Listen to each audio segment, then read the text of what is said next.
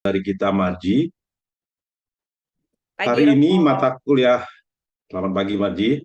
Hari ini mata kuliah Pancasila, pendidikan Pancasila, kita akan mulai dengan mendengarkan sebuah inspirasi dari saudari kita, Margareta Astaman. Saya kenal beliau secara tidak disengaja sebetulnya dalam pertemuan Komsos KWI di Bali. Eh, Berkenalan singkat, lalu mendapat informasi bahwa beliau ini adalah selain aktivis Komsos, tetapi juga adalah seorang penulis. Sudah berapa buku, Marji? Sejauh ini sudah berarti berapa ya? 6 buku yang aku tulis sendiri, lalu kemudian ada beberapa buku yang aku tulis patungan gitu ya bareng sama orang-orang. Waduh, sangat prolifik ya. Masih muda, tapi bukunya udah banyak nih.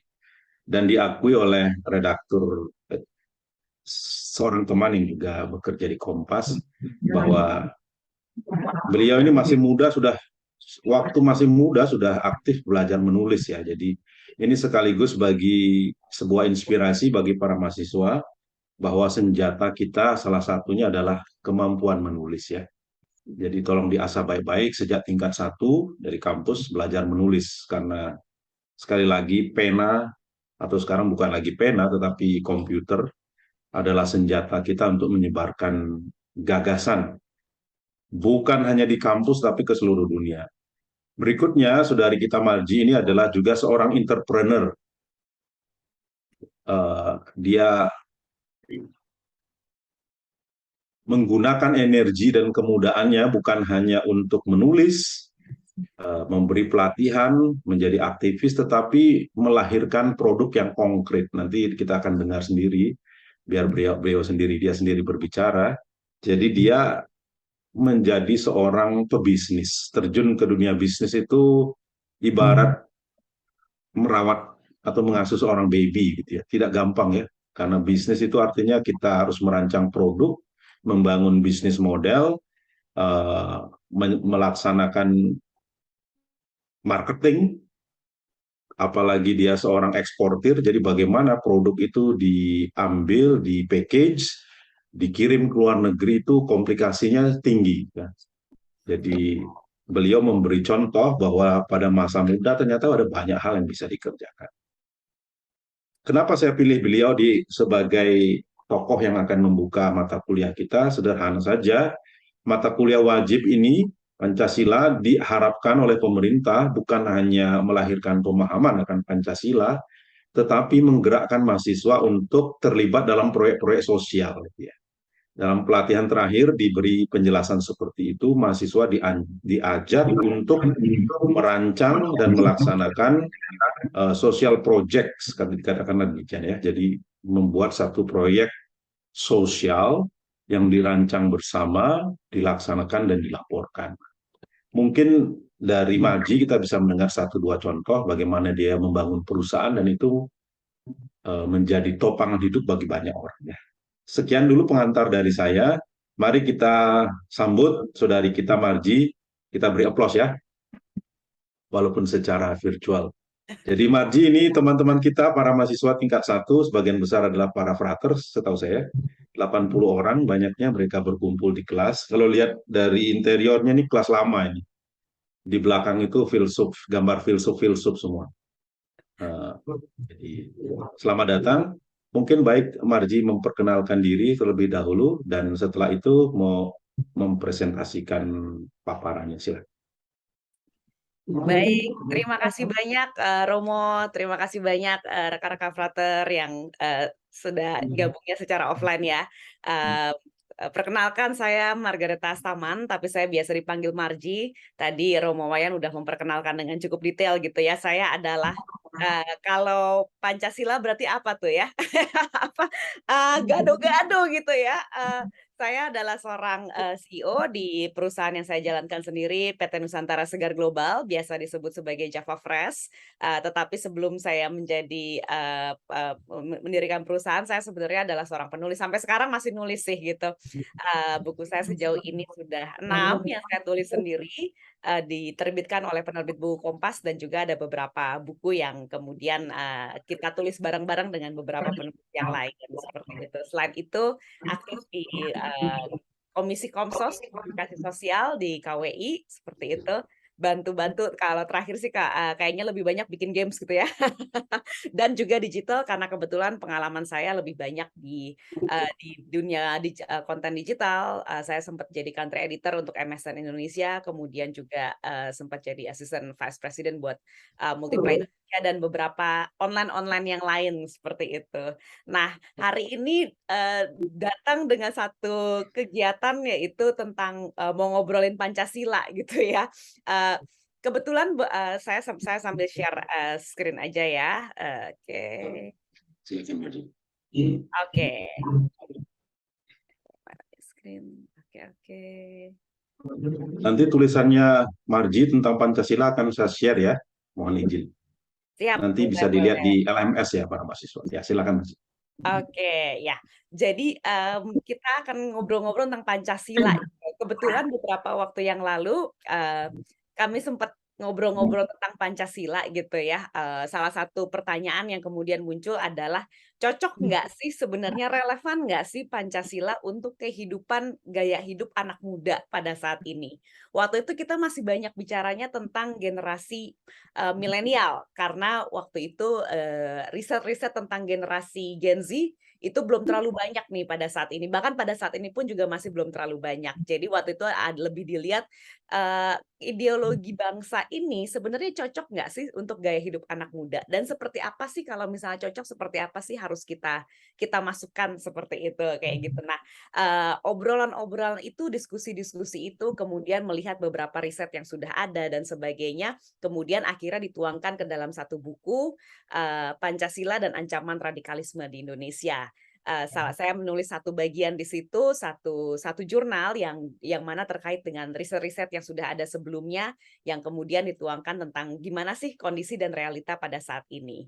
Mungkin ada beberapa riset yang belum updated nih gitu ya, karena setelah kemudian diskusi itu masih belum ada riset lanjutan. Saya melakukan riset lain terkait dengan Tionghoa, Indonesia Tionghoa, waktu itu di Monash University. Nanti juga bisa kita bahas bareng-bareng kira-kira relevansinya apa dengan aktivisme generasi milenial pada saat ini, seperti itu. Bentuk-bentuknya seperti apa, dan bagaimana dia bisa kemudian membantu bentuk-bentuk kegiatan memasarkan Pancasila sebagai ideologi bangsa dan gaya hidup anak muda. Oke. Nah, sekarang kita mulai. Kalau misalnya bicara tentang Pancasila di mata anak muda seperti itu. Kalau mungkin ngobrol-ngobrol sama frater-frater pada saat ini, kalau dibilang sila 1 gitu, pasti kayaknya semua udah hafal ya gitu, sila 1 sampai 5. Kira-kira pede nggak nih para frater untuk dites gitu, uji hafalan Pancasila? Semua pede nggak? Pede. Pede dong, pede dong. Oke, pede dong ya gitu ya. Ya karena para frater gitu ya, pasti pasti pede nih hafal Pancasila. Nah, tapi sebenarnya realitanya seperti apa sih? Nah, ini aku ingin putarkan satu video tentang uji hafalan Pancasila. Sila keempat apa? Dan sila kedua apa? Sila keempat apa? Kalau diurutin ingat nggak? Apa diurutin? Satu, Tuhan yang Maha Esa. Dua, kemanusiaan yang akan beradab. Tiga.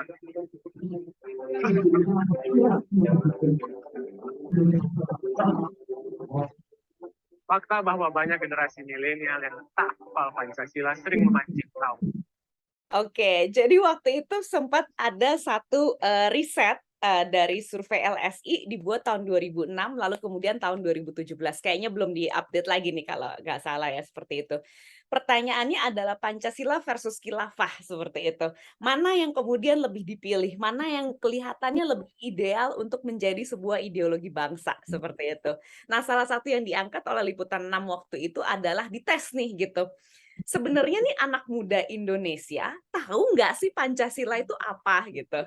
Ditanya nih ke orang-orang di jalan seperti itu, dan ternyata hasilnya lumayan mencengangkan bahwa ternyata sebagian besar itu tidak hafal Pancasila, boro-boro tahu gitu ya arti dan pemahaman dan sebagainya, tapi ternyata sebagian besar tidak hafal. Nah, ini yang kemudian mencerminkan hasil yang sebenarnya kita lihat kurang lebih sama antara 2006 sama 2017, di mana sebagian besar memang ingin Pancasila tetap sebagai dasar negara.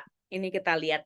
Tapi yang kemudian agak mengkhawatirkan di sini adalah ada satu persentase yang sebenarnya tidak menginginkan Pancasila atau tidak menganggap Pancasila itu sesuai dengan dasar negara. Nah, kalau kita bicara tentang Indonesia gitu ya, oh mungkin ini jumlahnya kecil seperti itu. Ini hanya satu pie chart yang kecil seperti itu dibandingkan dengan mayoritas yang masih menginginkan Pancasila sebagai dasar negara. Tapi kalau kita bicara Indonesia dengan 266 juta penduduknya gitu, anak mudanya itu berapa banyak, maka ini akan menjadi komponen yang sangat besar sebenarnya, di mana di dalam komponen itu cukup banyak yang satu, ingin Indonesia jadi negara Islam atau menjadi sebuah khilafah, lalu kemudian ada yang ingin demokrasi barat menjadi dasar negara, ada juga yang tidak tahu atau tidak menjawab gitu. Mungkin karena mereka juga nggak tahu Pancasila itu isinya apa, jadi bagaimana mereka bisa merasa bahwa Pancasila itu tepat sebagai dasar negara. Nah, ini adalah satu hal yang memperhatikan yang terjadi pada generasi milenial pada saat itu, yang kemudian jadi satu pertanyaan. Sebenarnya masih relevan nggak sih Pancasila dalam hidup generasi muda saat ini? Nah, waktu itu yang saya lakukan adalah yuk kita lihat yuk gitu, mereka seperti apa sih? Mereka tuh orang-orang yang seperti apa sih begitu. Saya kemudian mendefinisikan generasi langgas atau generasi milenial, saya batasi mereka yang lahir tahun 1980 sampai tahun 2000. Ini berdasarkan bukunya Yoris Sebastian tahun 2016. Dan mereka itu karakter utamanya apa? Mereka itu sangat into tech dan internet. Itu yang menandai perubahan sifat di antara generasi langgas atau generasi milenial dengan generasi sebelumnya.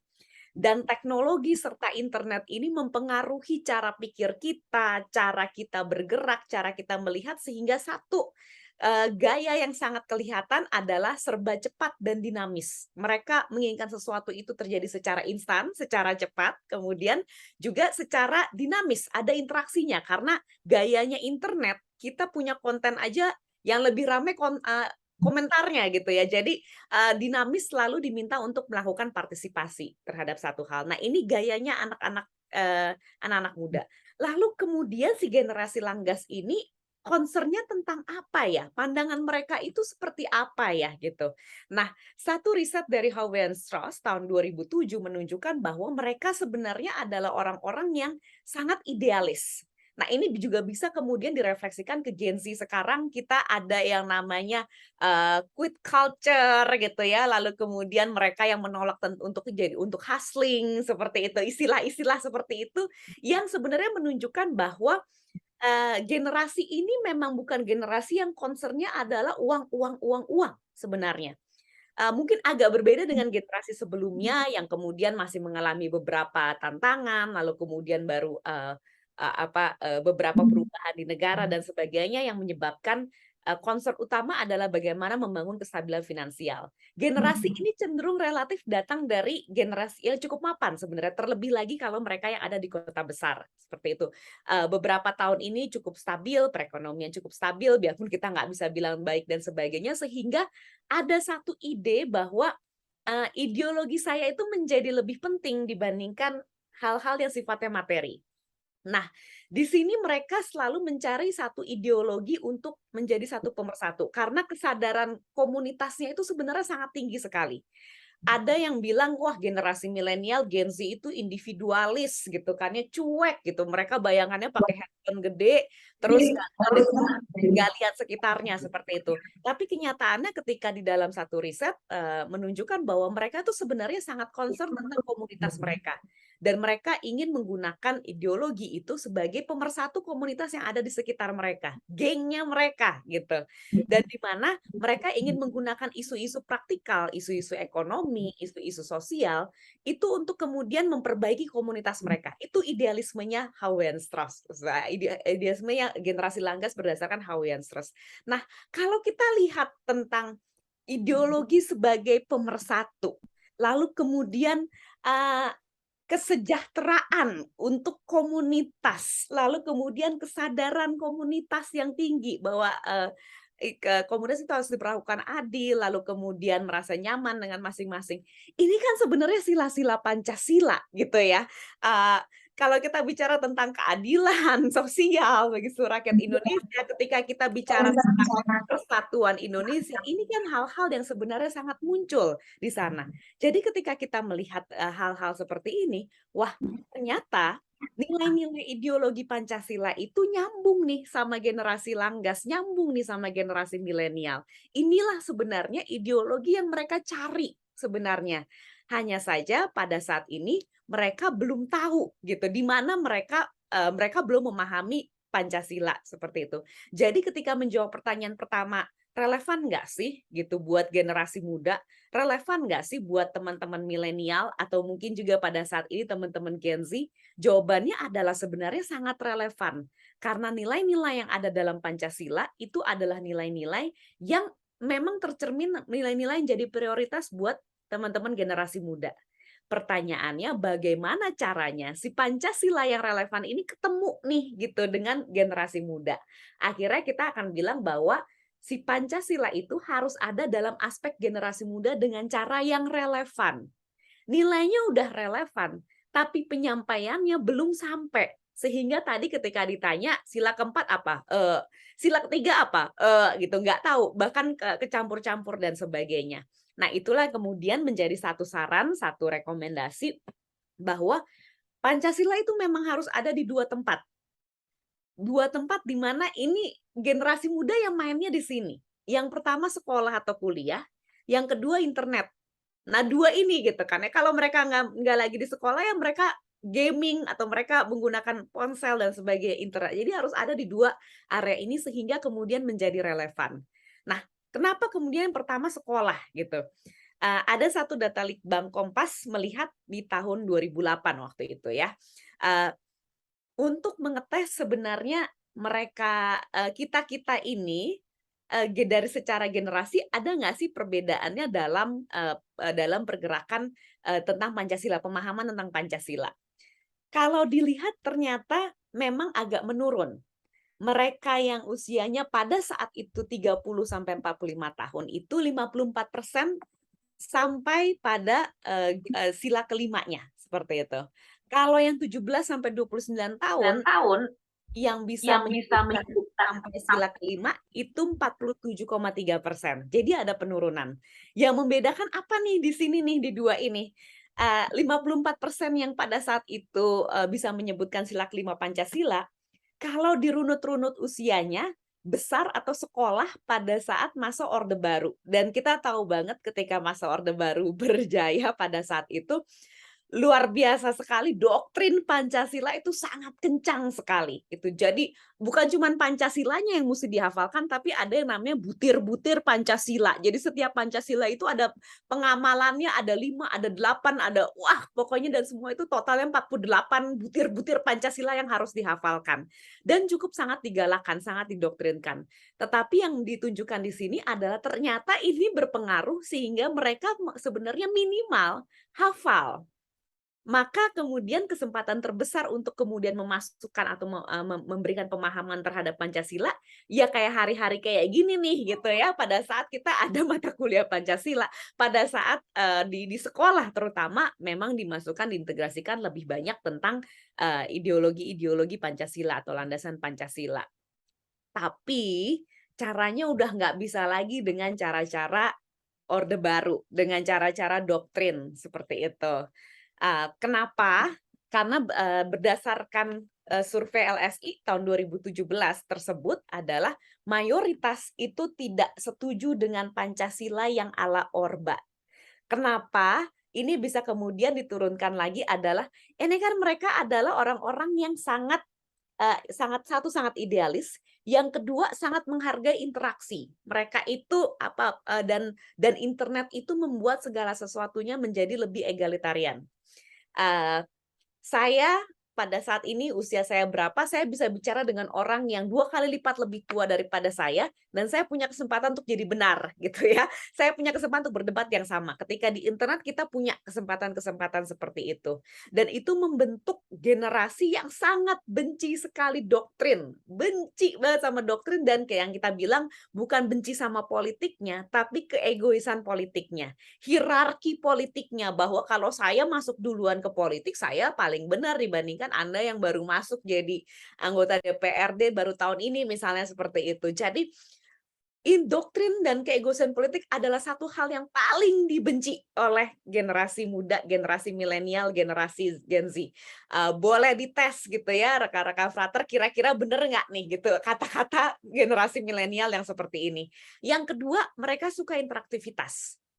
Doktrin itu satu arah gitu. Pancasila Alat Orba adalah ujian PMP atau kalau zaman saya PPKN gitu ya, disuruh menghafalkan butir-butir Pancasila tanpa memahami artinya, lalu kemudian ada pilihan ganda berikut ini yang merepresentasikan ada benar dan salah, dan itu mutlak seperti itu.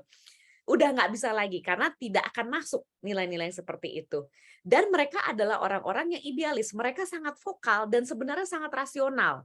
Karena mereka dapat informasi dari banyak hal, mereka tidak akan mau menerima informasi begitu saja sebelum sebenarnya melakukan pengecekan di tempat lain.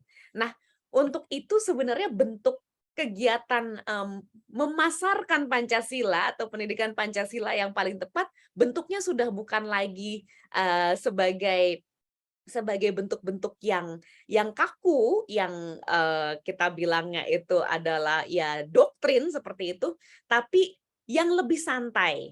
Kalau misalnya di sekolah kita sebutnya, kalau bercandaan kita adalah ekskul gitu ya, ekskul Pancasila, yang dilekatkan dengan hal-hal yang sifatnya itu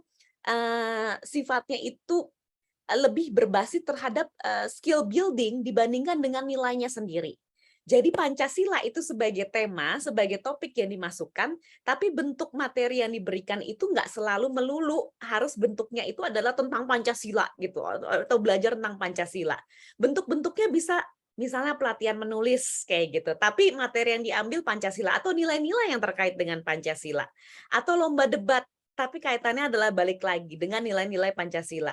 Atau bahkan lebih fluid lagi sekarang, anak-anak zaman sekarang sukanya mabar gitu ya, main games bareng gitu. Bisa dalam bentuk video atau game. Salah seorang teman saya bikin games namanya Lokapala untuk e-sport, salah satu e-sport Indonesia pertama di Indonesia seperti itu.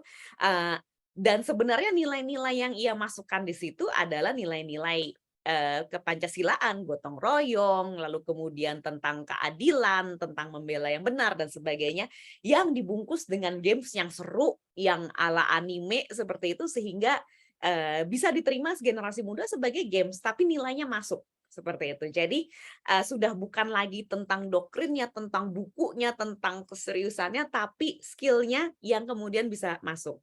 Jadi basisnya adalah basis values.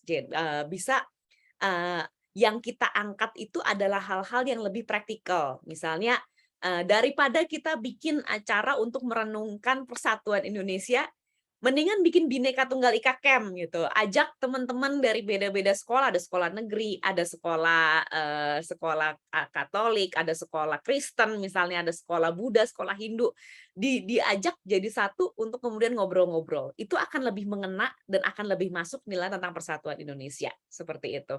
Atau misalnya untuk menghadapi bullying gitu ya, untuk kalau kita bicara tentang kemanusiaan yang adil dan beradab gitu. Daripada kita bicara kemanusiaan dan adil dan beradab yang jauh metodenya, sebenarnya bisa tentang hal-hal bagaimana cara menghadapi bullying misalnya di sekolah seperti itu, sehingga ini menjadi nilai-nilai yang lebih relevan.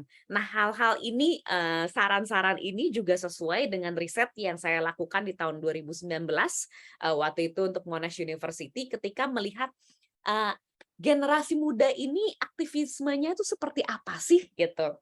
balik lagi bicaranya tentang generasi milenial. Ketika itu salah satu hasil yang ditunjukkan adalah satu, mereka sangat tertarik pada kegiatan aktivisme karena mereka sangat idealis dan mereka ingin melakukan kontribusi sesuatu untuk masyarakat, tetapi bentuk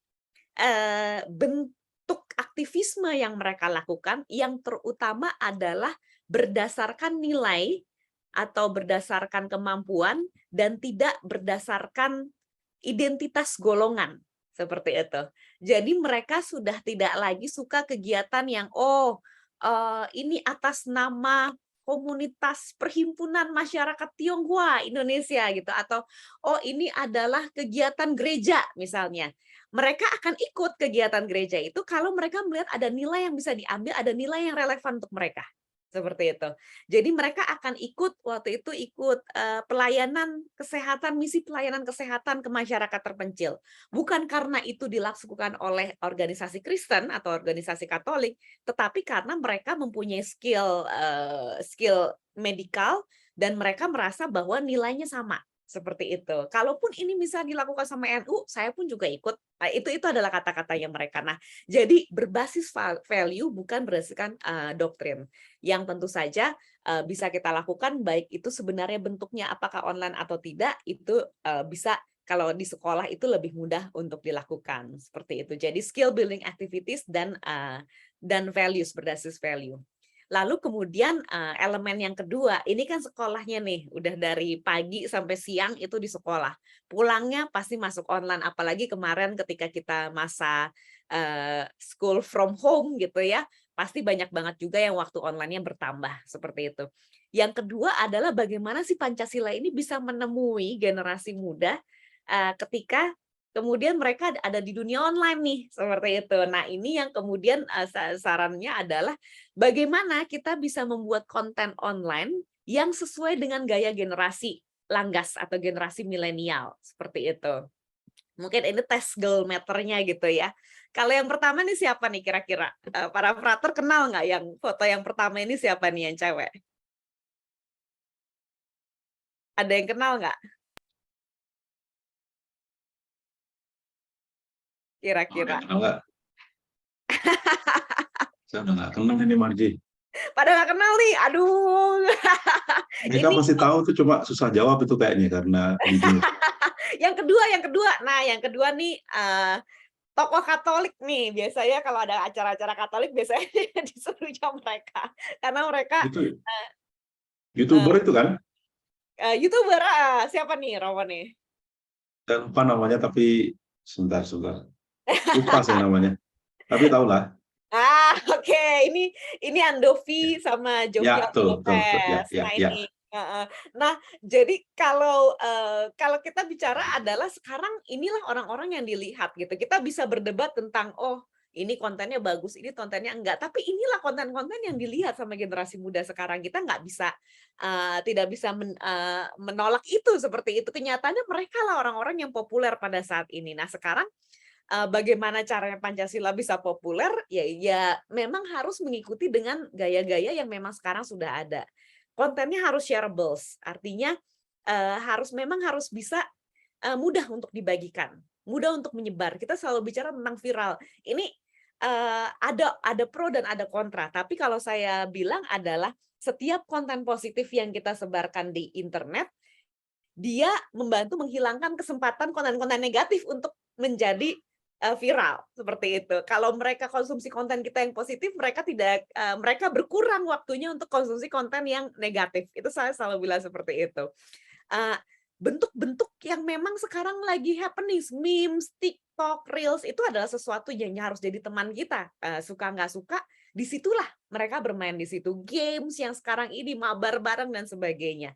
Lalu kemudian memang bergaul dengan influencer-influencer ketika kita bicara tentang kita punya badan Pancasila seperti itu ya, badan penegakan Pancasila. Nah, memang harus engage ke generasi muda seperti itu. Dan salah satu yang kemudian banyak kita pakai fungsinya adalah bagaimana kita bisa masuk dengan content making training seperti itu. Jadi bungkusan luarnya adalah edukasi konten seperti itu.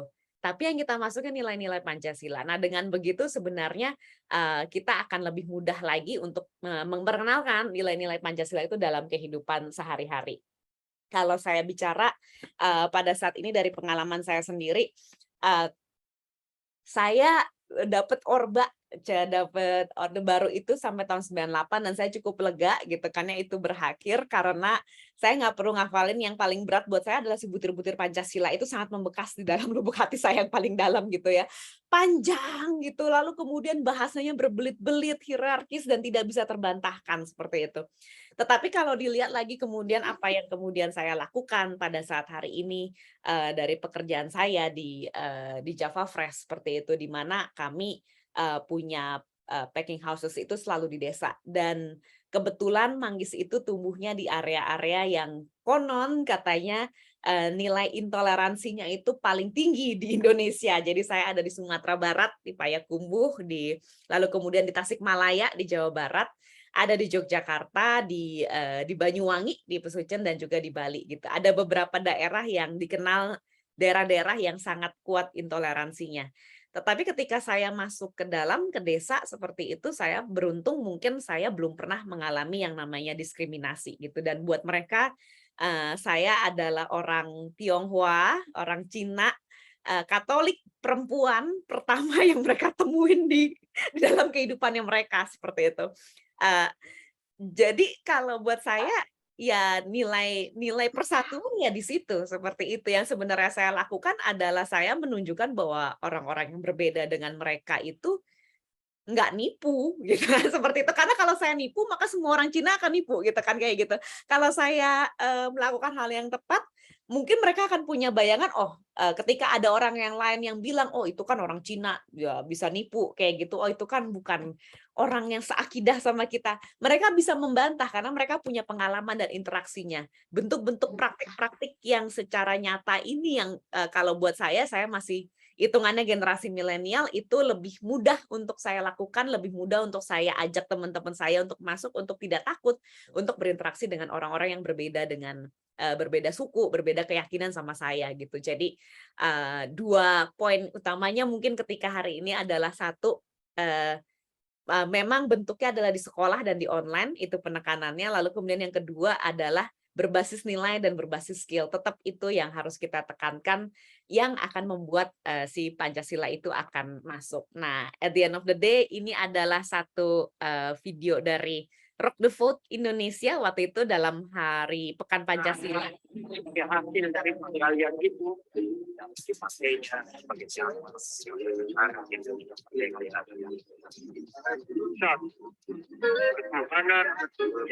Pancasila adalah dasar hidup bersama dalam negeri yang sejahtera seperti Indonesia. Cita-cita dan tujuan akhir Indonesia.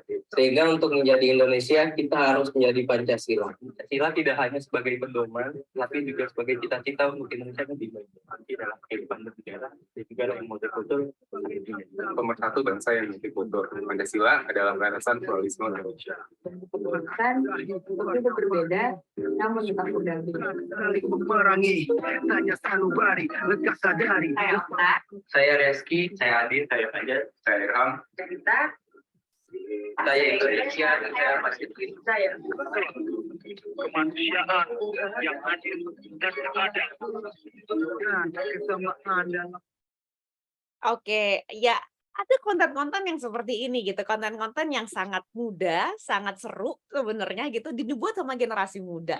Pancasila relevan atau tidak, saya masih percaya relevan. Saya percaya saya pun melakukan hal-hal yang sesuai dengan Pancasila di dalam hari-hari atau berusaha untuk menjalankan tersebut.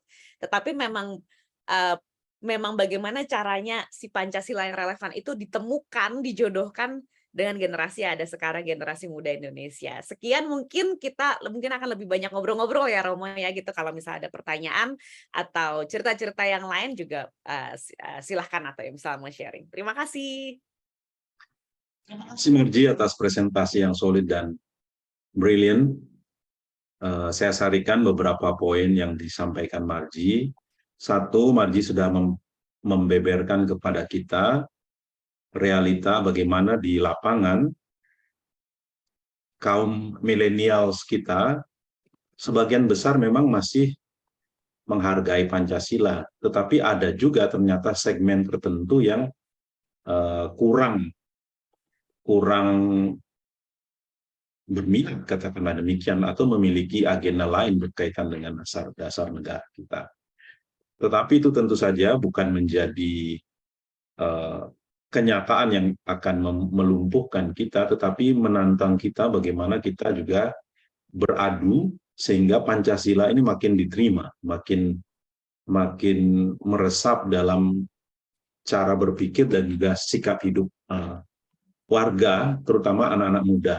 Dan Marji tadi sudah menunjukkan bagaimana kira-kira membuat Pancasila itu lebih appealing ya, dengan konten-konten yang lebih mengena untuk generasi muda kita.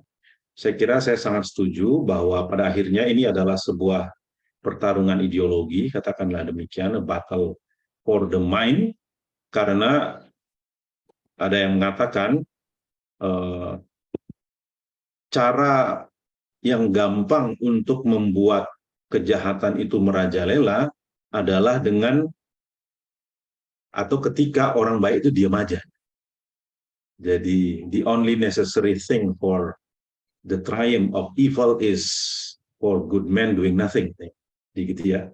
Kalau kita membiarkan realitas yang tidak selaras dengan Pancasila itu berjalan makin besar, misalnya katakanlah dalam bentuk populisme kanan yang ingin mengganti dasar negara, membangun ideologi lain sebagai dasar negara, dan kita diam saja, pertarungannya mungkin akan tilted, akan cenderung berat ke arah kubu sebelah. Jadi tugas kita adalah berjuang juga bersama, dan kalau kita lihat agenda nanti 2024, itu mungkin akan menjadi sebuah tantangan juga bagaimana kita memastikan bahwa pertarungan politik itu juga tidak bergeser dari nilai-nilai Pancasila.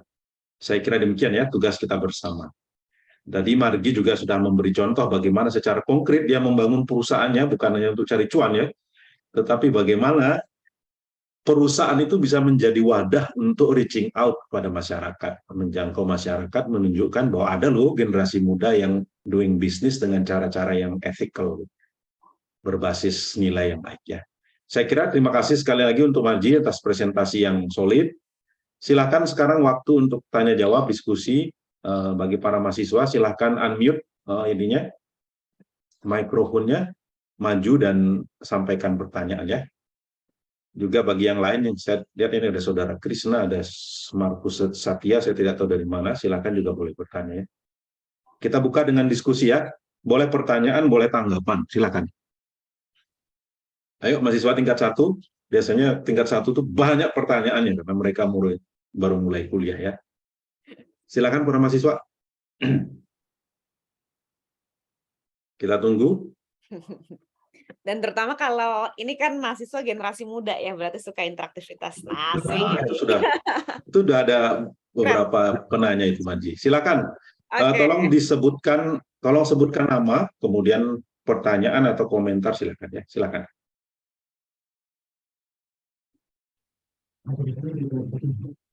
Silakan. Oke.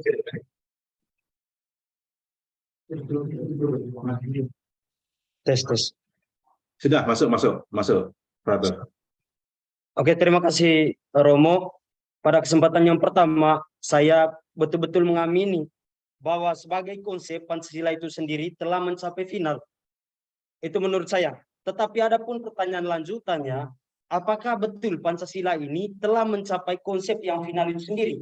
Kalau mungkin ada penyimpangan-penyimpangan yang terjadi.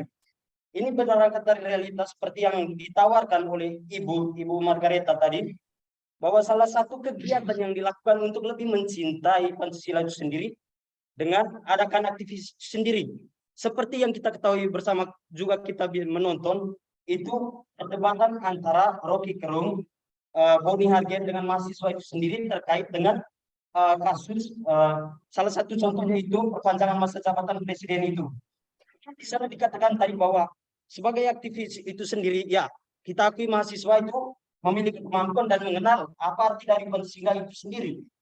Tetapi di sini saya sependapat dengan Boni Hargen yang dikatakan bahwa di sana dikatakan bahwa Boni Hargen mengatakan bahwa yang perlu dilakukan oleh mahasiswa sendiri untuk melakukan demonstrasi, tetapi lebih kepada pertanyaan reflektif yang dalam dirinya sendiri. Pertanyaan awal tadi yang ingin saya timba dari Ibu Margaret juga Romo, apakah Pancasila itu benar-benar mencapai final dalam arti konsepnya, kan realitanya, ataukah sedang menuju ke sana? Itu saja, sekian dan terima kasih. Terima kasih, Brother. Namamu siapa? Nama. Nama lengkap Isidora Sungardi, nama panggil Is. Oke, terima kasih. Terima kasih, Brother. Ya, bagus pertanyaannya. Apakah Pancasila itu sudah paripurna atau belum? Sudah final atau belum? Ya. Silakan pertanyaan kedua kalau ada. Dua-dua pertanyaan saja supaya lebih jangan terlalu sulit kita menghafal pertanyaan, mengingat pertanyaan itu. Silakan kalau ada yang kedua.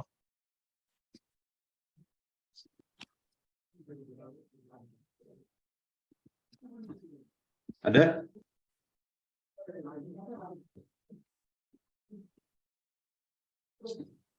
Biasanya mahasiswa tingkat 1 itu banyak pertanyaannya mereka. Asik, siap. Sedang euforia dengan perkuliahan. Silakan sebutkan nama dan pertanyaan atau komentar juga boleh. Silakan. Nama saya Yonas dari Rumah Studi Projo. Saya mau bertanya tadi soal itu temanya itu apakah Pancasila masih relevan dengan generasi kaum muda. Yang mau saya tanyakan di sini, memang keterlibatan kaum muda dalam menjaga persatuan dan kesatuan bangsa Indonesia itu saya rasa sudah banyak partisipasinya, dan mereka sudah banyak melakukan hal-hal yang menjaga keutuhan negara kesatuan Republik Indonesia. Tapi tetapi perjuangan yang dilakukan oleh generasi muda ini kadang-kadang diabaikan oleh pihak-pihak tertentu, dalam hal ini pemerintah, secara khusus dalam menyampaikan aspirasi dan inspirasinya untuk menjaga keutuhan NKRI. Lalu kalau pertanyaan saya, kira-kira dari Ibu tadi, dari penjelasan yang disampaikan, seperti apa tanggapannya? Ya, mungkin saja. Sekian dan terima kasih. Oke, terima kasih, Brother Yonas. Jadi ada dua pertanyaan, Maji. Yang pertama soal apakah Pancasila itu sudah final, dan yang kedua tadi pertanyaannya peran generasi muda untuk menjaga Pancasila, terutama kaitannya dengan persatuan. Silakan, Maji. Oke, baik. Terima kasih banyak, Romo. Terima kasih banyak pertanyaan-pertanyaannya. Pertama dari Frater Is ya, Pancasila sudah paripurna atau belum? Kalau dari saya sendiri dan kemudian juga dari hasil riset yang dijalankan sebelumnya, LSI 2017, saya tidak menemukan sebenarnya ideologi lain yang lebih lengkap dibandingkan Pancasila sebenarnya, seperti itu. Artinya kalau kita bicara tentang Indonesia dan aspek kehidupan berbangsa kita gitu, Pancasila ini udah paket komplitnya lah, seperti itu gitu. Bicara tentang ketuhanan iya, bicara tentang hubungan dengan sesama juga udah gitu, ke kemanusiaan yang adil dan beradab. Itu kemanusiaan itu menjadi satu hal yang sangat penting. Bicara tentang pluralisme kita, ada persatuan Indonesia. Bicara tentang bagaimana kita menjalankan kehidupan kita dengan elemen yang sangat kencang sekali, permusyawaratan perwakilan, gotong royong dan sebagainya, itu sudah ada juga di sila keempat. Bicara tentang keadilan sosial, itu juga sudah gitu. Artinya sebenarnya kalau dari sisi nilai-nilai, Pancasila ini sebenarnya sudah mencakup semua nilai-nilai yang aspek-aspek ideologi-ideologi yang saya gimana nih, apa nggak tahu bagaimana sejarahnya seperti itu, memang mencakup aspek-aspek positif yang ada di dalam ideologi-ideologi yang berkembang pada saat itu. Elemen kemanusiaan, elemen komunismenya ada kok gitu sebenarnya gitu kan ya, ketika kita bicara tentang keadilan sosial gitu, seperti itu. Elemen-elemen kemudian berusahanya, cara bekerja dan bagaimana bergeraknya itu juga sebenarnya ada seperti itu. Human rights juga diakui di situ. Jadi kalau dari apa yang kita lihat ketika mayoritas sebenarnya mengatakan bahwa memang Pancasila masih tepat untuk menjadi ideologi bangsa, saya merasa secara pokoknya itu sudah paripurna, atau kalau kita bilang sudah lengkap seperti itu.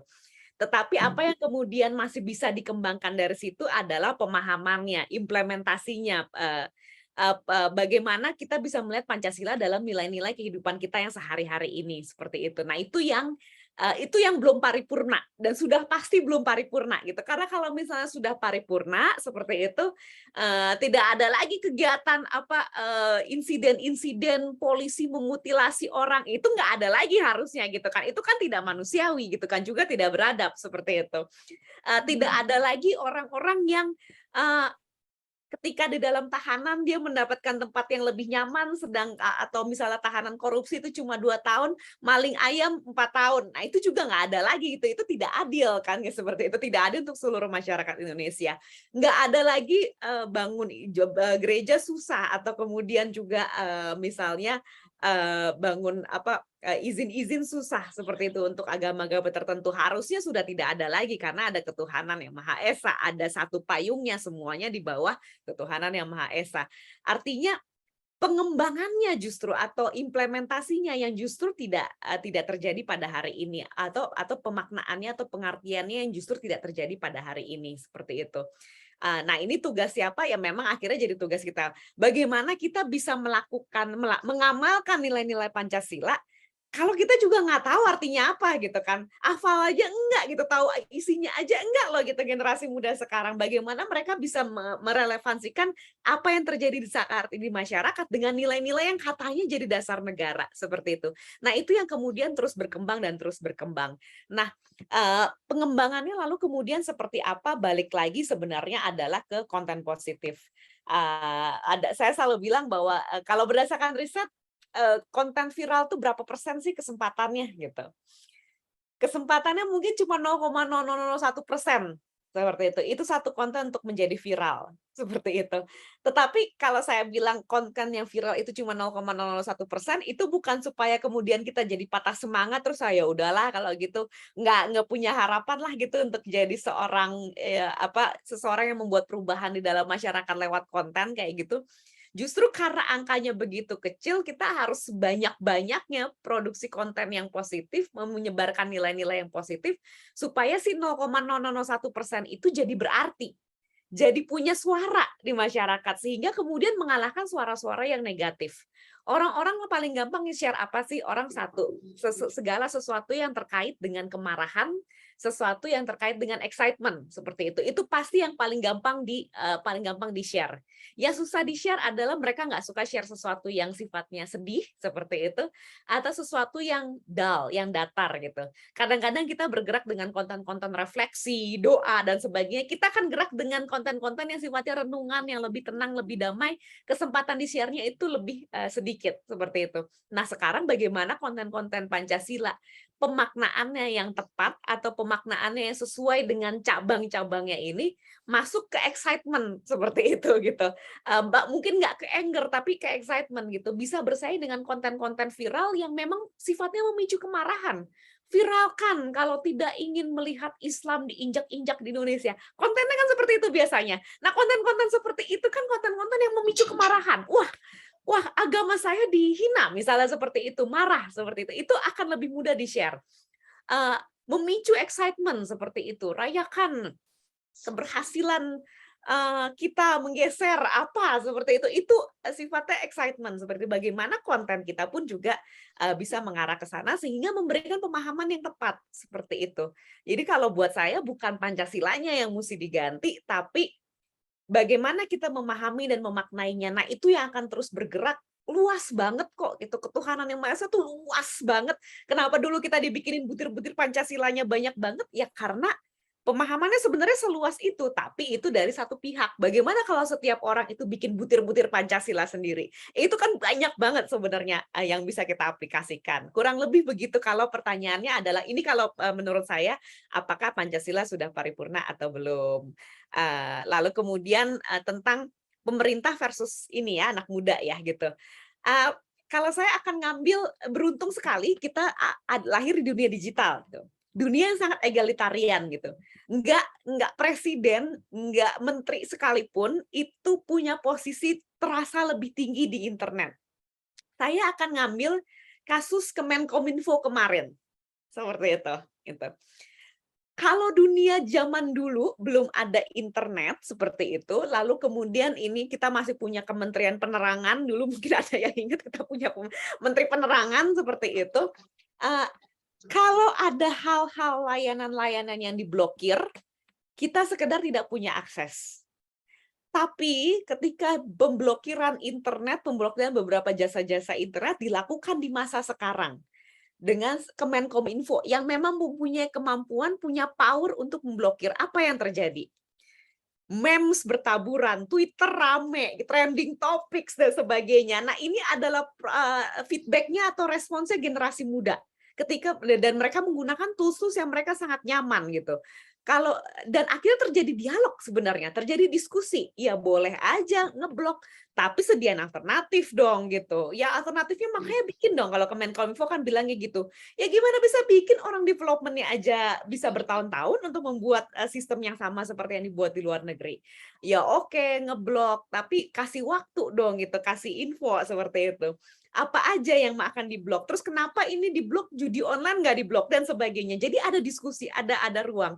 Dan akhirnya apa yang terjadi, satu kebijakan pemerintah untuk memblokir layanan-layanan tertentu, itu bilangnya ditunda. Tapi kalau kita lihat di momen itu, adalah suara masyarakat, suara anak muda, lewat internet saja loh gitu. Kebanyakan semuanya internet ya, yang kemudian di-cover oleh media lain seperti itu, tapi basisnya kan online semuanya, Twitter ribut, ya terutama Twitter ya gitu, lalu jagat sosial media lah gitu, heboh seperti itu, membatalkan satu keputusan seperti itu.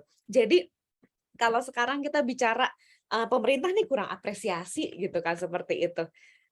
Banyak hal yang menurut saya pemerintah belum berhasil untuk menguasai bidang-bidang tertentu, bukan ahlinya di situ seperti itu.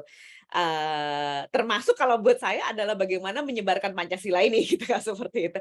Tapi yang bisa dilakukan oleh generasi muda adalah kita punya channel-channel yang memang sangat kuat untuk itu, dan itu jadinya menjadi egalitarian seperti itu, menjadi seimbang gitu. Sudah hampir tidak sudah tidak perlu lagi satu approval pemerintah sebenarnya untuk menyebarkan nilai-nilai yang jadi dasar negara. Kita kan bangsa gitu, bukan pemerintah doang yang bangsa gitu kan. Anak muda juga bangsa dan negara Indonesia gitu ya. Dan untuk menyebarkan paham-paham yang adalah paham kita dan kita rasa benar gitu sih kalau menurutku. Kalau nunggu apresiasi pemerintah, ya ilah gitu kan ya,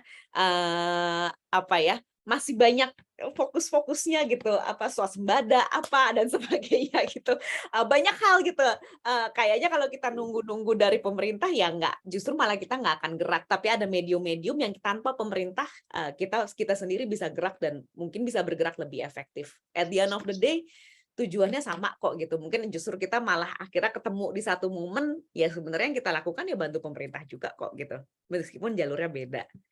Mungkin Romo Mayan mau menambahkan celotehanku pagi hari. Terima kasih, Muji. Luar biasa jawabanmu. Saya setuju bahwa Pancasila itu memang bukan ideologi tertutup ya. Jadi dia dirancang sebagai ideologi terbuka, dan tugas kita juga sebagai engaged citizen, kita ini adalah warga negara yang harus engage, yang harus terlibat aktif. Bagaimana membuat ideologi Pancasila sebagai ideologi terbuka itu bisa mengadres, bisa menanggapi tantangan-tantangan zaman sekarang.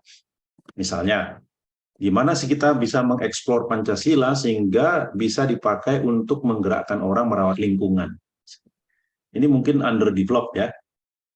Saya kebetulan juga mengajar filsafat ekologi. Jadi bagaimana kita dari Pancasila ini kita kembangkan untuk menanggapi problem ekologi, misalnya kerusakan ekologi.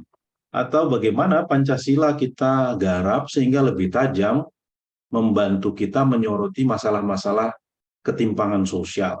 Sila kelima kan, social justice.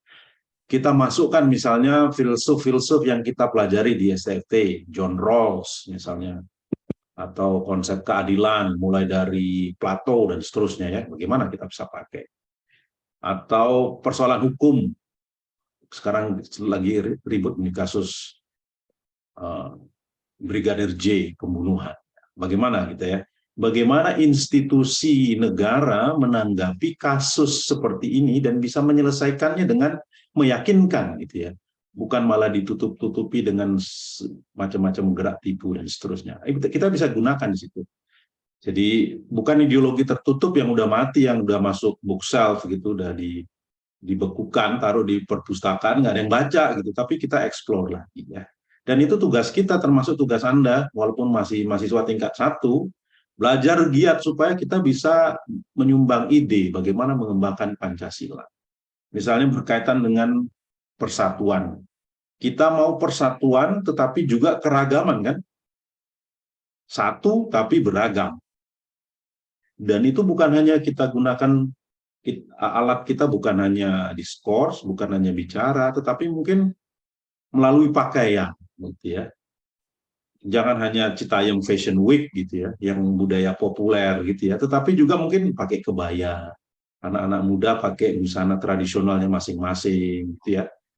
Dan nggak usah di tengah jalan juga fashion show ya, bukan tempat yang lebih masuk akal, ntar ketabrak baru repot gitu ya. Jadi ada berbagai macam cara. Nah, saya harapkan nanti di ujung diskusi ini kita pikirkan 1-2 cara bagaimana kita bisa menjadi warga negara yang terlibat, menyumbangkan ide dan juga mungkin produk, kalau bisa lebih bagus produk ya.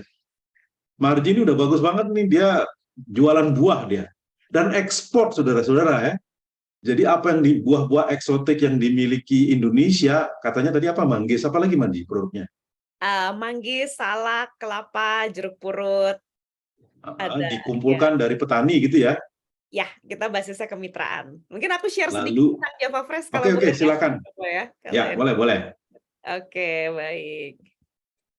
Oke. Para mahasiswa tolong disiapkan pertanyaan dan komen berikut ya. Lebih singkat, langsung cepat gitu. Boleh tanggapan, boleh juga pertanyaan. Silakan Maji. Oke, baik. Coba pamerin sedikit ini produkmu nih. Oke. Ya, baik. Java Fresh. Aku mungkin share sedikit kali ya gitu karena menjadi salah satu Silakan. gitu ya. Kita main tebak-tebakan dulu deh Romo gitu ya. Ini buah apa kira-kira? Ini kami sebut sawo Manila ya, bukan ya? Sawo Manila. Oke. Wah, namanya sebisa Manila gitu loh, padahal ada di sini.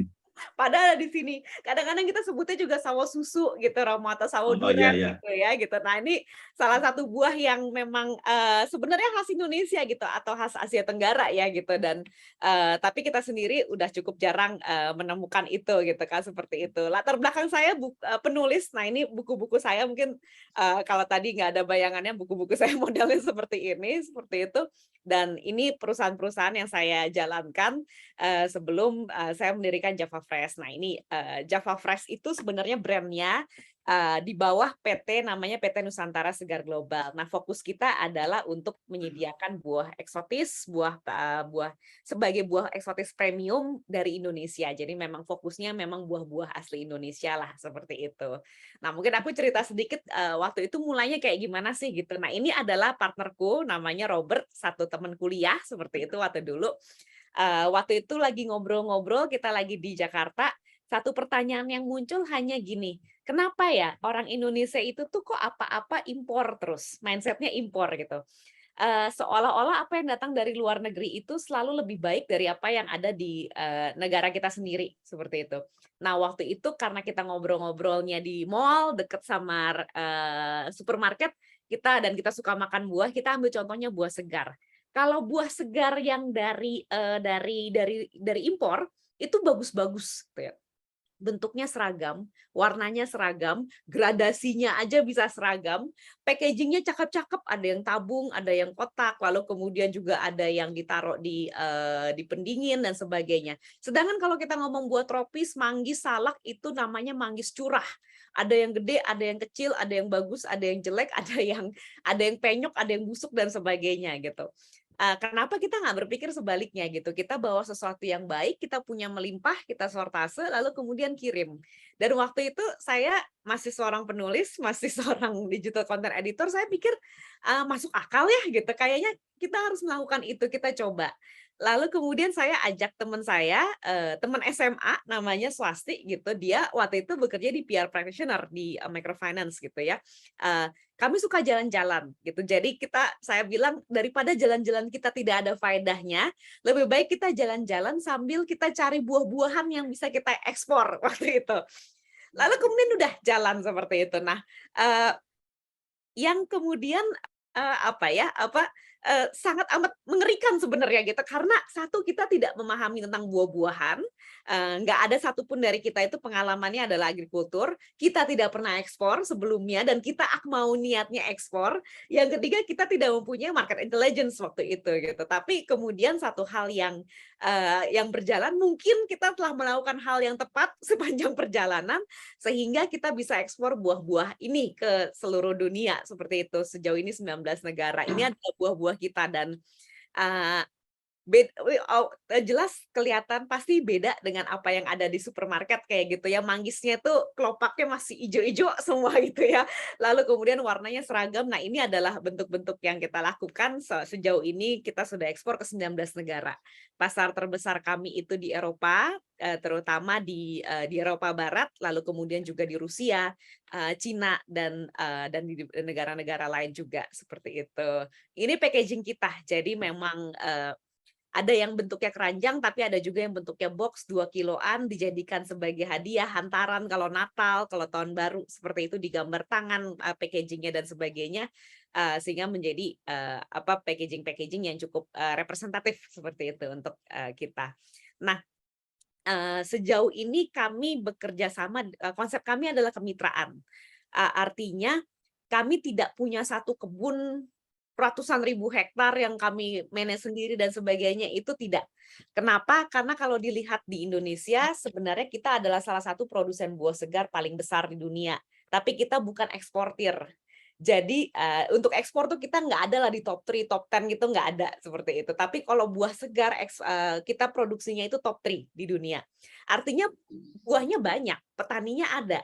Yang belum ada adalah kualitas seperti itu. Jadi daripada kita tanam baru kemudian kita malah menjadi pesaingnya si petani-petani ini, kita justru malah ingin memberdayakan mereka sehingga bisa menghasilkan produk kualitas ekspor. Jadi sejauh ini kita kerjasama di Sumatera, Jawa, dan Bali, areanya sejauh ini 3.000 petani, 798-nya sudah merupakan petani teregistrasi seperti itu. Nah, ini yang tadi saya cerita, area-area kami itu di Tasikmalaya, di Jogja, di Payakumbuh, Sumatera Barat, di Banyuwangi, sama di Tabanan Singaraja di Balinya kayak gitu. Nah, sejauh ini sekitar 200 orang, 70%-nya adalah perempuan dan ini 5 packing house yang terus bergerak berdasarkan terutama musim manggis, karena musim manggis itu geser dari satu area ke area yang lain, tapi sekarang sudah bisa produksi beberapa buah yang lain. Nah, boleh berbangga sedikit kami karena kita sudah ada sertifikasi Global GAP, Good Agricultural Practices itu di Indonesia baru 3 perusahaan yang memiliki sertifikasi ini seperti itu. Lalu kemudian kita juga sudah bagian dari SEDEX, Social Responsibility Organizations. Jadi memastikan bahwa proses yang kita lakukan di packing house memang sesuai dengan keadilan dan kemanusiaan, kemanusiaan yang adil dan berada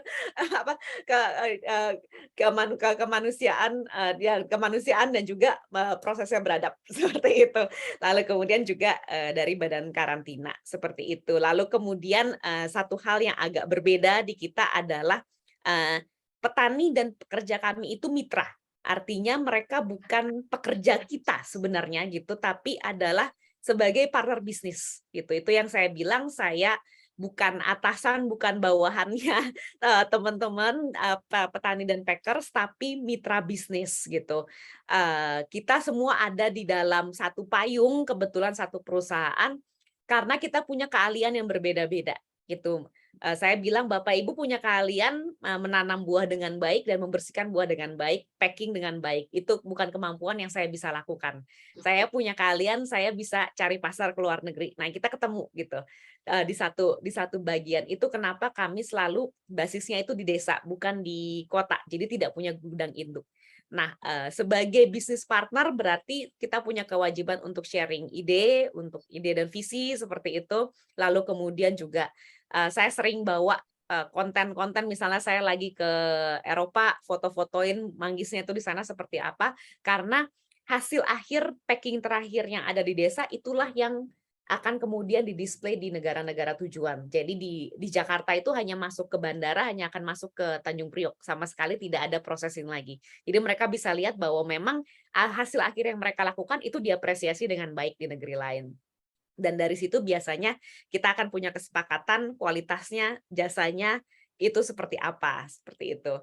Nah, 70-80% inisiatif inovasi justru datangnya dari petani, dari packers yang mereka memang sudah paham tentang bagaimana caranya memperlakukan buah seperti itu. Nah, tapi kalau bisa dibilang saya pada saat pertama kali memulai bisnis ini, kita nggak mempunyai idealisme atau tidak menyadari value atau idealisme yang kita punya pada saat itu, seperti itu. Kalau boleh jujur-jujuran gitu ya Romo ya gitu ya, dan para frater gitu. Saya sama rekan-rekan saya, kita pingin kaya dengan bisnis gitu, seperti itu. Kita pingin punya Lamborghini warna kuning. Nah, waktu itu idenya adalah seperti itu. Bagaimana caranya kita punya Lamborghini warna kuning, seperti itu.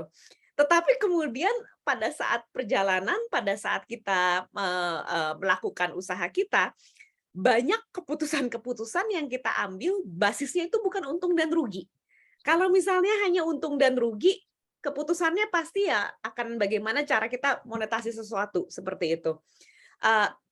Salah satu yang waktu itu contohnya adalah misalnya kelapa lah gitu. Kita ada potensi ekspor untuk kelapa, lalu kemudian itu adalah pertama kalinya kita ekspor kelapa ke berbagai negara, ke negara waktu itu salah satu negara, dan petani senang dengan itu gitu. Kita ordernya 6.000, mereka petiknya itu 10.000. Jadi sisanya 4.000 gitu. Nggak bisa dikirim karena kontainernya sudah penuh. Kalau misalnya kita serap 4.000 pieces itu akan jadi kerugian kita. Tapi kalau kita balikin ke petani, ya, itu akan jadi kerugian petani. Sebenarnya kalau dari sisi bisnis, order kami 6.000. Artinya, ya kan saya pesennya 6.000 Pak, gitu. Saya nggak pesen 4.000, berarti kan Bapak mesti ngirimnya misalnya 10 kilo gitu, bukan 15 dan sebagainya. Tetapi yang jadi pikiran kita adalah buat kita itu satu kerugian, tapi buat para petani ini makannya mereka hari ini, jalannya mereka hari ini gitu, nafkahnya mereka hari ini gitu ya, akan kita ambil. Jadi akhirnya kita serap si 4.000 butir itu tidak bisa dilempar ke pasar lokal karena spesifikasinya beda, ya kembung aja lah minum air kelapa muda seperti itu. Nah, tapi dari hal-hal yang seperti itu kita tapi kok kita tetap ngejalanin ya, kok kita tetap seneng ya gitu, seperti itu. Dari situ yang kemudian saya menyadari bahwa bisnis itu ternyata emang bukan tentang uang ya gitu, bukan tentang mendapatkan keamanan finansial ya gitu, tetapi bagaimana kita bisa memastikan nilai-nilai saya dapat terlaksana buat diri saya dan buat lingkungan di sekitar saya gitu.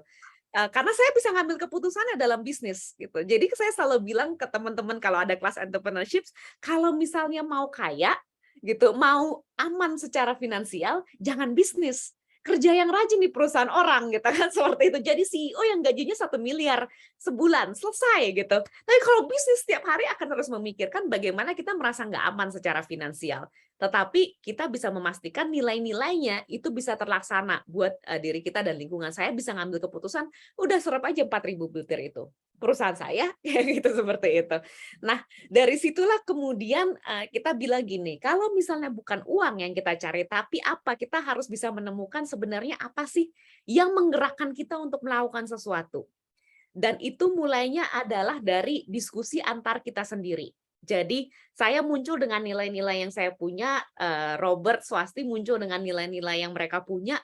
Kita berdebat karena apa yang menurut saya penting bisa jadi beda dengan apa yang menurut Robert penting, bisa jadi beda dengan apa yang menurut Swasti penting gitu. Dan kita debat.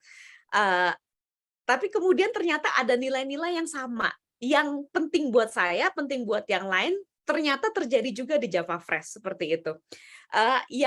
Yang saya rasakan waktu itu adalah satu nilai yang penting karena saya merasa saya adalah dari kelompok minoritas, pernah ngalamin kerusuhan 98 juga di Jakarta. Pluralisme itu penting, kemanusiaan itu penting buat saya gitu, bahwa bagaimana setiap orang diperlakukan dengan baik diperlakukan dengan manusiawi terlepas dari suku, agama, ras, dan golongannya. Bahwa mereka semua dilahirkan baik, mereka semua ingin berkembang untuk menjadi orang yang lebih baik. Nah, itu buat saya nilai yang sangat penting buat saya seperti itu. Karena saya ingin diperlakukan seperti itu terlepas dari siapa saya gitu di negara ini. Dan teman-teman juga punya pandangan yang sama. Itulah kemudian kita muncul dengan faith to humanity. Sebenarnya kalau kita bicaranya adalah kemanusiaan dalam keberagaman kalau dalam bahasa Indonesianya seperti itu. Bahwa kita ketika kita bertemu dengan seseorang di kelompok yang sangat berbeda dengan kita, fokus kita adalah mereka baik, mereka ingin usaha. Kita akan berusaha melepaskan semua stereotip, segala keraguan kita untuk fokusnya adalah berusaha bersama. Dan sejauh ini berhasil gitu kan, seperti itu. Sejauh ini ternyata memang orang ketika mereka diperlakukan secara manusiawi, mereka akan merespon dengan baik, dengan positif, dengan apresiasi. Seperti itu. Kenapa saya bilang saya nggak pernah didiskriminasi gitu di desa. Karena akhirnya ketika saya belajar untuk tidak melihat orang lain dengan kotak-kotaknya, mereka juga nggak ngelihat saya dengan kotak-kotaknya kayak gitu. Mereka bahkan bisa kadang-kadang ada kata-kata kayak, kita pasti menang di sini, Bu, gitu. Ketika kita cari buah atau sebagainya gitu. Kita kan pribumi ya, Bu, ya gitu. Definisi pribumi itu udah jadi luas banget seperti itu gitu kan. Termasuk saya dianggap pribumi gitu lah, ibaratnya seperti itu gitu. Jadi sangat plural sebenarnya. Dan kenapa kemudian kita memfokuskan kepada perempuan? Karena perempuan di desa sangat susah cari kerja. Laki-laki sebenarnya susah, perempuan lebih susah lagi. Itu kenapa kita dapat berikan kesempatan lebih besar buat mereka yang lebih sulit untuk kemudian mencari pekerjaan. Lalu kemudian tumbuh bersama, grow together, bahwa kita harus bareng-bareng nih gitu. Nggak bisa petani saya rugi, saya untung, pembeli saya untung. Nggak bisa pembeli saya untung sendiri, saya berdarah-darah, petani saya berdarah-darah. Nggak bisa saya untung sendiri, petani saya rugi, buyer saya nggak bisa jual, seperti itu. Dan ketika kita masuk di dalam sebagai kemitraan, kita harus sama-sama berkembang. Entah itu secara uang, tapi juga secara kemampuan. Itu kenapa kemudian kita banyak masukkan training, kita masukkan sertifikasi yang kita paksakan, ayo harus bisa gitu ya. Tenaga kerja di desa, mereka lulusan SMP, ada sebagian besar tidak lulus SD, itu harus bisa bekerja sesuai dengan standar internasional seperti itu, sehingga kalau mereka keluar pun dari tempat kita, mereka kerja di tempat lain, mereka bawa sesuatu, mereka punya pengetahuan tertentu, itu tumbuh bersama. Lalu kemudian yang ketiga adalah adaptif dan berinovasi seperti itu. Kenapa sekarang Java Fresh kita punya research center sendiri di Tasikmalaya seperti itu, dan itu menarik orang-orang yang juga punya bayangan yang sama. Nah, itu sekarang cara kita yang pertama memilih tim. Kalau saya bilang orang pinter banyak gitu, tapi kalau misalnya orang-orang pinter itu tidak punya nilai atau tidak suka dengan nilai-nilai yang kita punya, mereka akan sangat frustrasi. Saya frustrasi, mereka frustrasi, karena mereka nggak akan ngerti pendapat-pendapat atau keputusan-keputusan yang kita ambil gitu. Lalu menentukan jalan usaha, mengambil keputusan-keputusan seperti itu, dan mengukur sukses. Jadi sukses itu bukan hanya sekedar laporan keuangannya saja, itu satu hal, tapi seberapa kita bisa menjalankan nilai-nilai itu, seperti itu. Nah, balik lagi kalau dikaitkan ke Pancasila seperti itu. Ini tadinya pada saat kita mikir satu, kita boro-boro mikirin Pancasila gitu ya, sebagai teman-teman masih muda. Tapi kita semua masing-masing punya nilai sebenarnya. Itu nilai yang tidak bisa diubah. Setiap orang dari kita pasti kita punya nilai yang penting buat kita, seperti itu. Dan ketika kita mentranslasikannya ke dalam usaha kita, pekerjaan kita, kemanusiaan atau manusiawi, ya sila Pancasila gitu kan, seperti itu. Bertumbuh bersama, ya Pancasila sebenarnya gitu kan ya. Adaptive to change mungkin nggak ada ya gitu, atau bisa atau masuk ke dalam bentuk representasi yang lain seperti itu.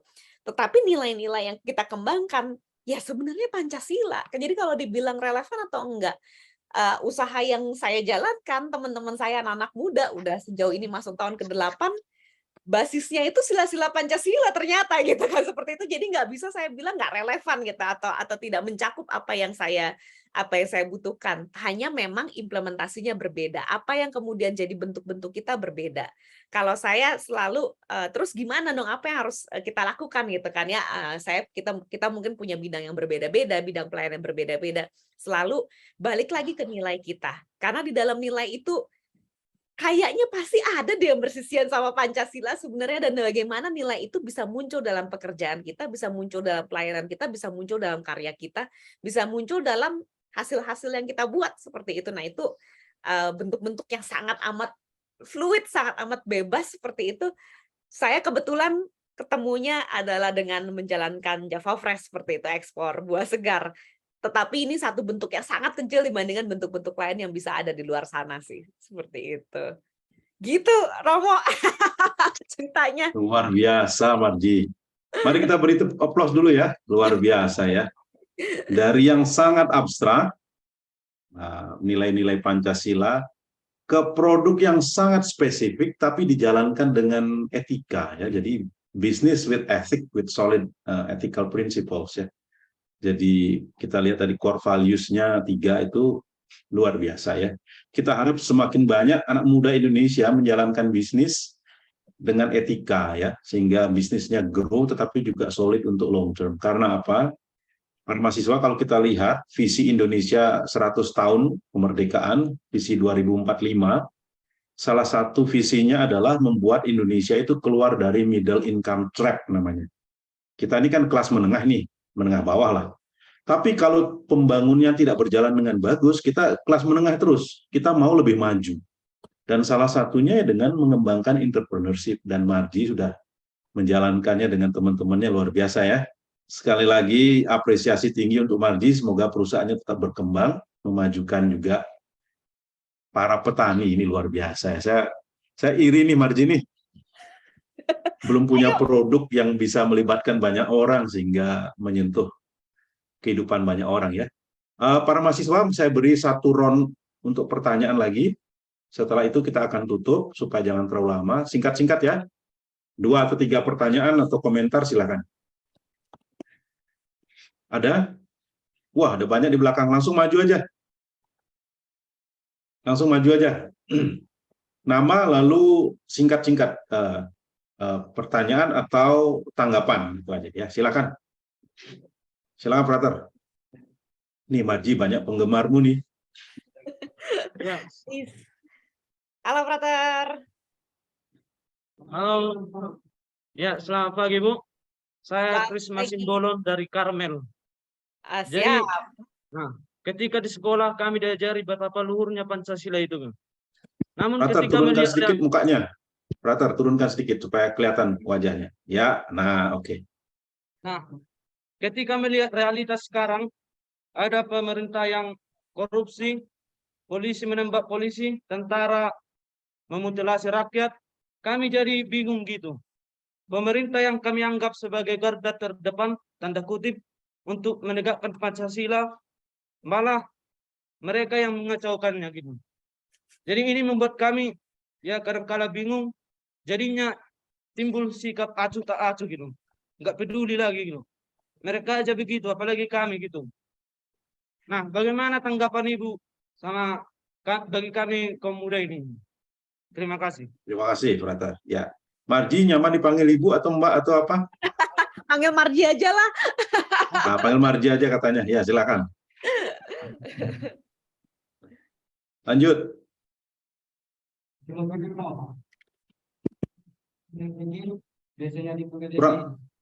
Kurang keras, Frater.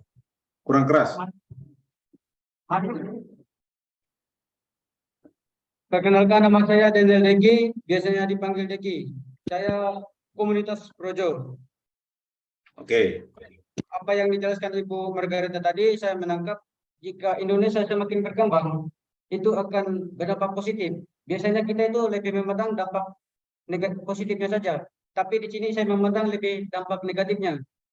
Jika Indonesia semakin berkembang, akan menimbulkan sikap oportunistik. Itu akan menyebabkan lemahnya dalam negara tersendiri dan membuat masyarakat berkurang dalam bersosialisasi.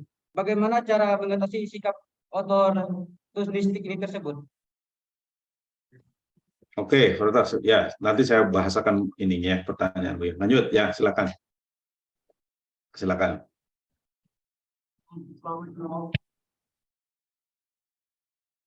Ya, Ada sebuah ilustrasi. Nama dulu, nama. Oke, baik, silakan. Nama saya Eki Smith dari OSL. Saya punya ilustrasi, tapi ini bisa diistiwa mungkin di luar konteks, mungkin juga di dalam konteks Pancasila. Tapi saya coba membeberkan sebuah ilustrasi. Ada orang mencuri bank. Suaranya tidak terdengar, Frater. Singkat aja. Ilustrasinya nggak usah, langsung pertanyaan atau tanggapannya. Pertanyaannya, bagaimana pandangan dari Romo ketika orang mencuri dan hasil dari curian itu dia memberikan kepada panti asuhan dan kepada orang miskin dan menyembuhkan orang-orang yang sakit. Terima kasih. Ulang, Frater. Tidak terdengar oleh saya. Apa pertanyaannya?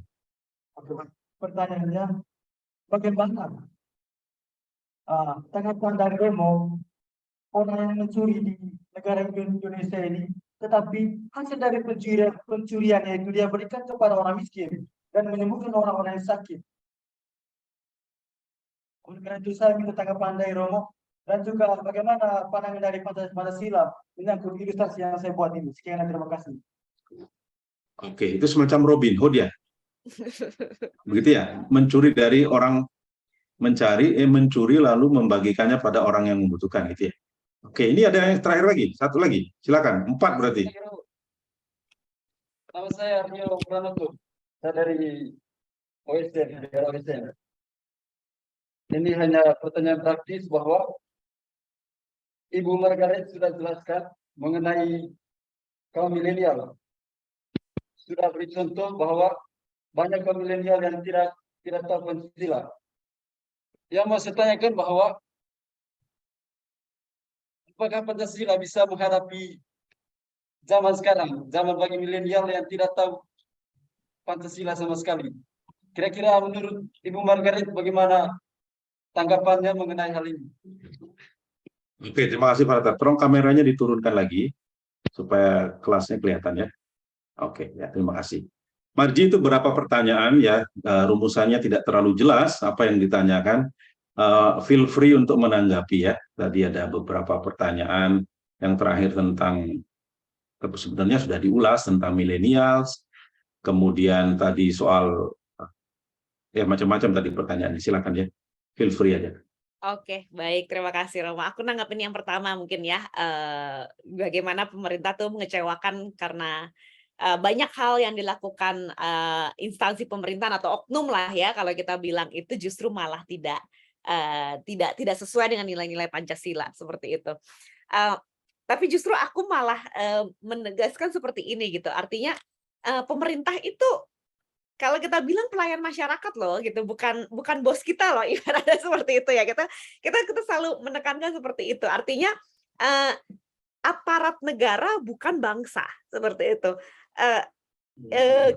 Kalau kita menunggu aparat atau ya pemerintah untuk bergerak terhadap segala sesuatunya, hari ini saya pasti nggak ekspor sih gitu, karena permasalahan agrikultur di Indonesia itu ujung ke ujung gitu.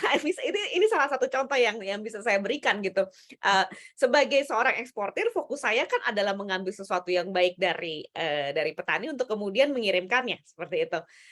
Punya pasar, tetapi saya nggak bisa hanya sekedar mengambil saja dari petani seperti itu, karena permasalahan di pertaniannya juga cukup banyak seperti itu, tanpa pembinaan, tanpa kemudian pemetaan lahan yang jelas dan sebagainya, tanpa riset itu kita nggak bisa jalan, kita nggak bisa ekspor. Beberapa ini kalau kita bilang itu kan ranahnya pemerintah, buat apa punya BRIN kalau kita nggak, kalau kita masih harus riset sendiri, bikin riset center sendiri. Kan ada dinas pertanian yang melakukan penyuluhan, kenapa harus eksportir yang melakukan pendampingan tersendiri dan sebagainya. Apa yang mau saya bilang di sini adalah Pancasila ini hartanya bangsa, bukan hartanya aparat sebenarnya. Pancasila ini bukan sesuatu yang diturunkan dari pemerintah untuk rakyat. Pancasila ini nilai-nilainya itu sudah ada dari zaman-zaman dulu leluhur kita, nenek moyang kita sebenarnya gitu. Jadi itu harta kita. Artinya adalah kita sebagai anak muda, haluannya jangan ke pemerintah, haluannya adalah ke diri kita sendiri, karena ini nilai kita sebenarnya, harta kita, punya kita gitu. Ibaratnya mobilnya itu punya kita gitu, bukan mobilnya pemerintah sebenarnya gitu. Pemerintah suka pakai mobilnya, kadang makainya juga nggak benar, kadang-kadang makainya juga keliru misalnya, atau yang nggak dirawat dengan baik dan sebagainya. Tapi tugas merawat Pancasila, tugas merawat nilai-nilai yang jati diri bangsa, dan bangsa itu adalah kita, itu sebenarnya di kita, dan kita punya kemampuannya, kita punya otonominya sebenarnya untuk melakukan itu.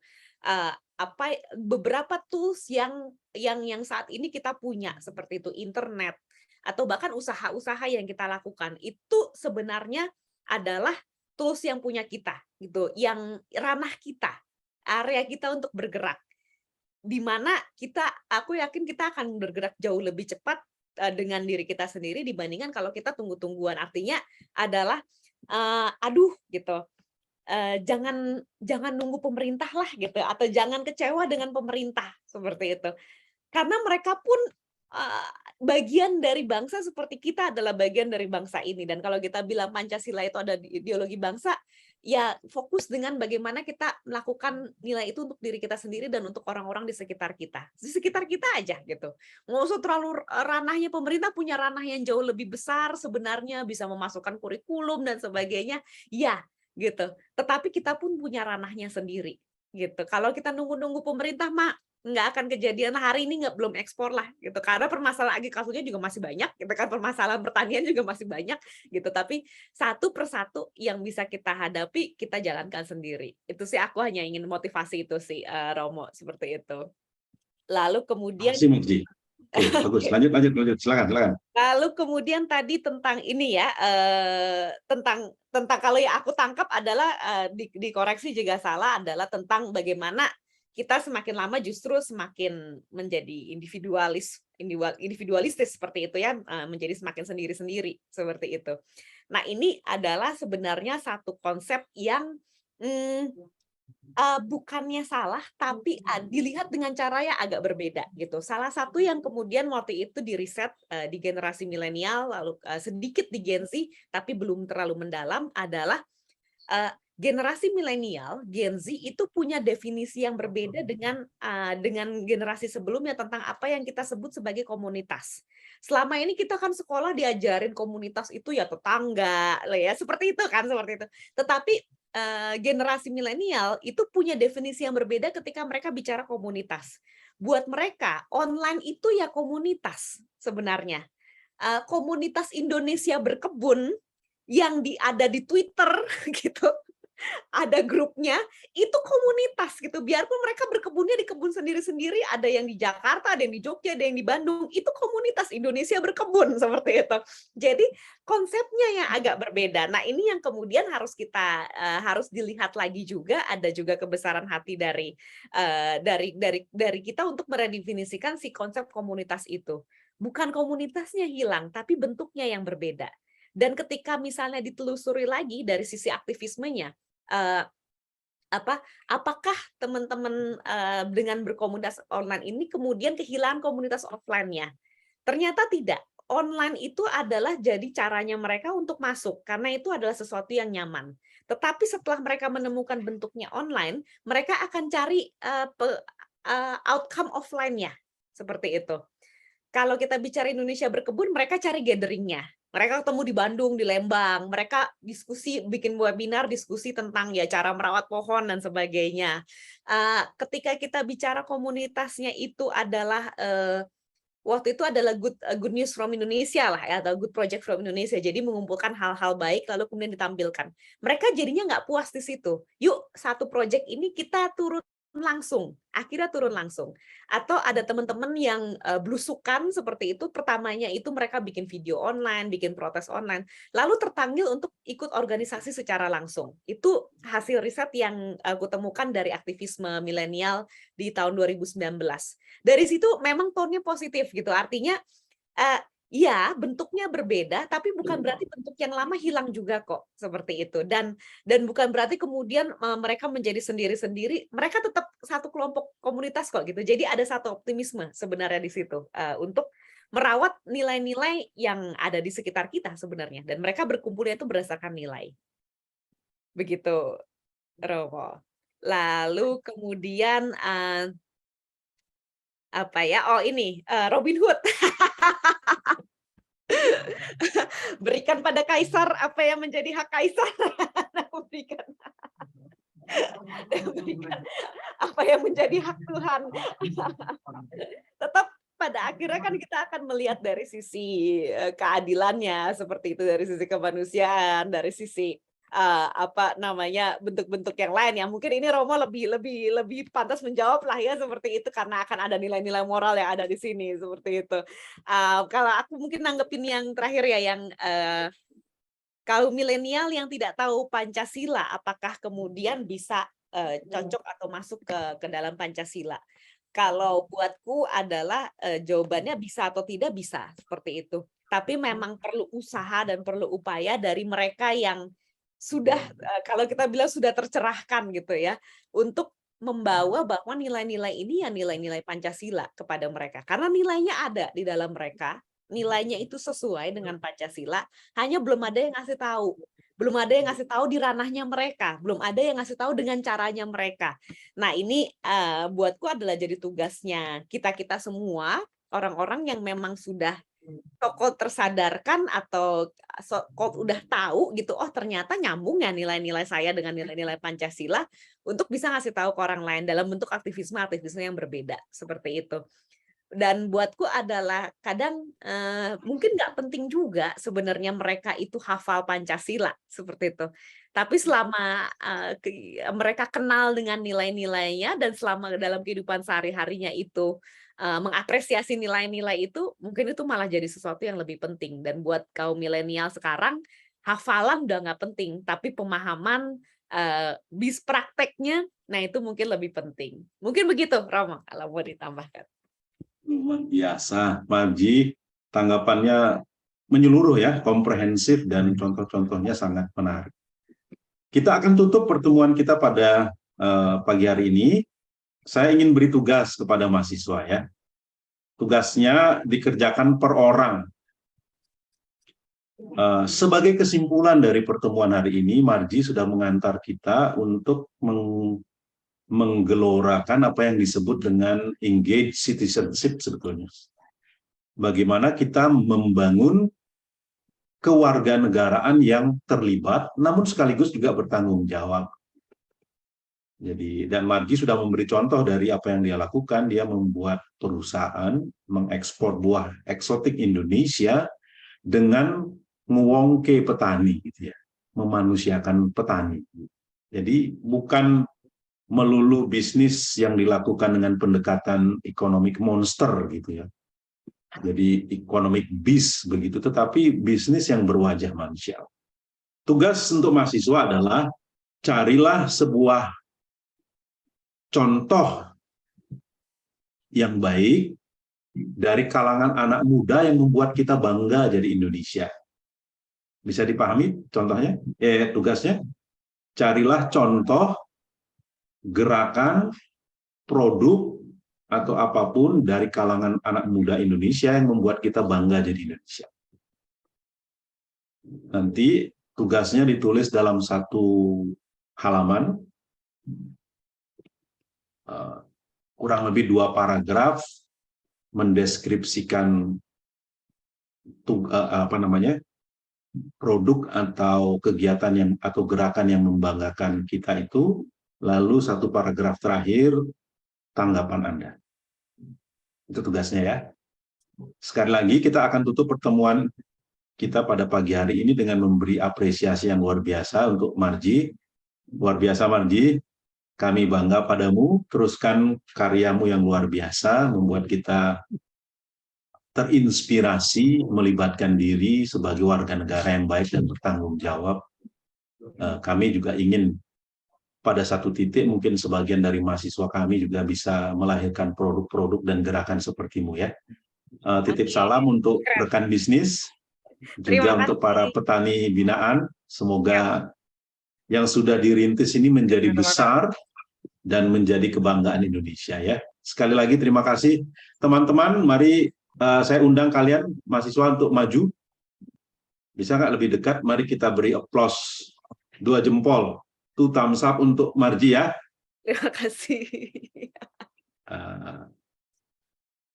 Marji silakan memberi concluding remark, lalu kita akan tutup dengan doa ya. Oke, baik. Terima kasih banyak, Romo. Terima kasih kesempatannya dengar mengisi waktu pagi hari ini cuap-cuap sama saya. Seperti itu.